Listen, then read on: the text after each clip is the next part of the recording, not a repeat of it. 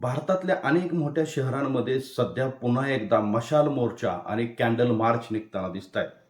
या कॅन्डल मार्चचं कारण आहे पुन्हा एकदा या देशामध्ये निर्भया कांड घडलेलं आहे. परंतु यावेळेसचं निर्भया कांड पश्चिम बंगालमधल्या कोलकाता शहरात घडलं आहे. कोलकाता शहरामध्ये एका महिला डॉक्टरवरती अमानुष अत्याचार करून तिच्यावरती रेप करून तिचा निर्घृण करण्यात आलेला आहे. ऑन ड्युटी असलेल्या या शिकाऊ डॉक्टरच्या बाबतीत घडलेल्या या दुर्घटनेनं संपूर्ण देश हादरलेला आहे. या महिला डॉक्टरवरती फक्त बलात्कारच करण्यात आला नाही, तर तिचा निर्घृणपणे खून देखील करण्यात आलेला आहे. सगळ्यात महत्त्वाचं, ती ऑन ड्युटी असताना देखील ही घटना घडल्यामुळं यामुळे पश्चिम बंगालमध्ये एकच खळबळ उडाली होती. मात्र आता त्याचं संपूर्ण वारं देशभरात वाहू लागलं आहे. एकूणच हे संपूर्ण प्रकरण काय आहे हे आपण ह्या व्हिडिओच्या माध्यमातून जाणून घेणार आहोत. नमस्कार, मी आहे मचिंद्र टिंगरे आणि तुम्ही पाहताय जाहीर सभा. कलकत्ता येथील आरजी मेडिकल कॉलेजमध्ये शिकणाऱ्या एका मुलीच्या वडिलांचा फोन 9 ऑगस्ट रोजी वाजला आणि त्यावेळेस त्यांना धक्कादायक माहिती मिळाली. मेडिकल कॉलेजच्या प्रशासनानं त्यांना फोन करून सांगितलं की तुमच्या मुलीनं आत्महत्या केली आहे. त्यावेळेस धावत पळत शेजाऱ्यांच्या मदतीनं त्यांनी आरजी मेडिकल कॉलेज गाठलं. मुलीचा मृतदेह पाहण्यासाठी मुलीच्या आईवडिलांनी प्रशासनाच्या मागे तगादा लावला होता.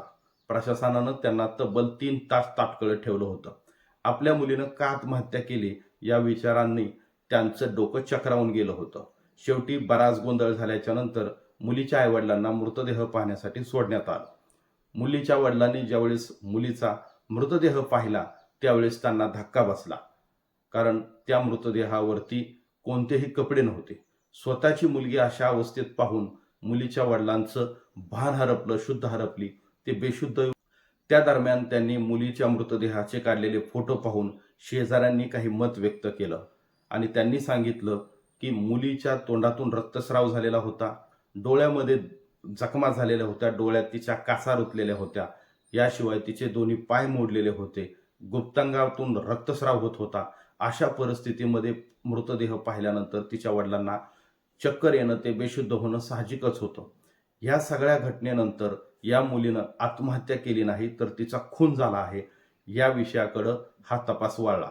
शेवटी पोलिसांनी त्या मेडिकल कॉलेजमधलं सीसीटीव्ही फुटेज तपासलं आणि त्याच्यामध्ये संजय रॉय नावाचा एक आरोपी निष्पन्न झाला. संजय रॉयवरती बलात्कार आणि खुनाचा गुन्हा दाखल करण्यात आला आणि संजय रॉयला अटक करण्यात आली.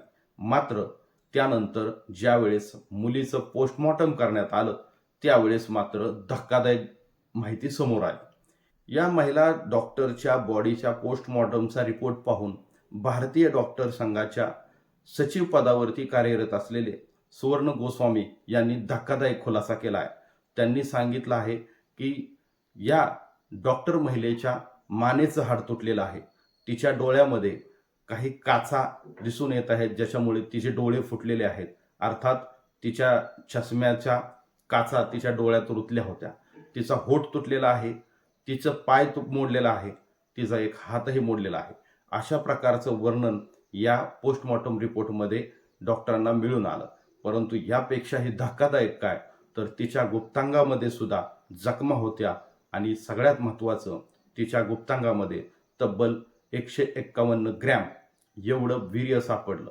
आता एवढं वीर्य हे एका व्यक्तीचं नाही, असा धक्कादायक खुलासा गोस्वामी यांनी केलेला आहे. कारण कोणत्याही एका व्यक्तीचं एका वेळेसचं वीर्य 5 ते 7 ग्रॅम पर्यंत असू शकतं. मात्र या डॉक्टर महिलेच्या प्रायव्हेट पार्टमध्ये तब्बल 151 ग्रॅम वीर्य सापडल्यामुळे डॉक्टरांना धक्का बसला आणि त्यांनी सांगितलं की हा रेप नसून हा गँगरेप आहे. हा गँगरेप असल्याचं ज्यावेळेस निष्पन्न झालं त्यावेळेस बंगालमध्ये जनतेच्या मनास असंतोष निर्माण झाला. अनेक युवक पिढी ही रस्त्यावरती उतरून या डॉक्टर महिलेसाठी न्याय मागू लागली. त्याच वेळेस एका याचिकाकर्त्यानं हा तपास पोलिसांकडून काढून घेऊन सीबीआयकडे सोपवण्यात यावा अशी याचिका कलकत्ता हायकोर्टामध्ये दाखल केली होती. हायकोर्टानं त्याच्यामध्ये तात्काळ निर्णय घेत आता हे प्रकरण सीबीआयच्या हाती सोपवलं आहे. दरम्यान या काळामध्ये ज्या ठिकाणी 3ऱ्या मजल्यावरती या डॉक्टरचा खून झाला आणि तिच्यावरती बलात्कार झाला, त्या 3ऱ्या मजल्यावरती काही पुरावे नष्ट करण्यात आल्याचीही प्राथमिक माहिती आपल्याला मिळून येत आहे. ज्या खोलीमध्ये या डॉक्टरवरती अन्याय अत्याचार झाला, तिचा खून झाला, त्या खोलीमध्ये लगेचच प्रशासनानं तोडफोड करून तिथली रंगरंगोटी करण्याचं कामही केल्याचे बोललं जात आहे. तशा पद्धतीचे काही फोटो सोशल मीडियावरती व्हायरल होतानाही आपल्याला दिसत आहेत.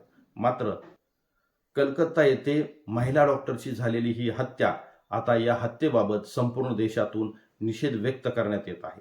आरोपी संजय रॉय याला जरी अटक केलेली असली तरी याच्या मागं आणखी किती गुन्हेगार आहेत, आणखी किती गुन्हेगारांना लपवण्यात आलं आहे याचा तपास घ्यावा, यासाठी आजही तिथले स्थानिक विद्यार्थी आणि देशभरातील विद्यार्थी रस्त्यावरती उतरून आंदोलन करत आहेत.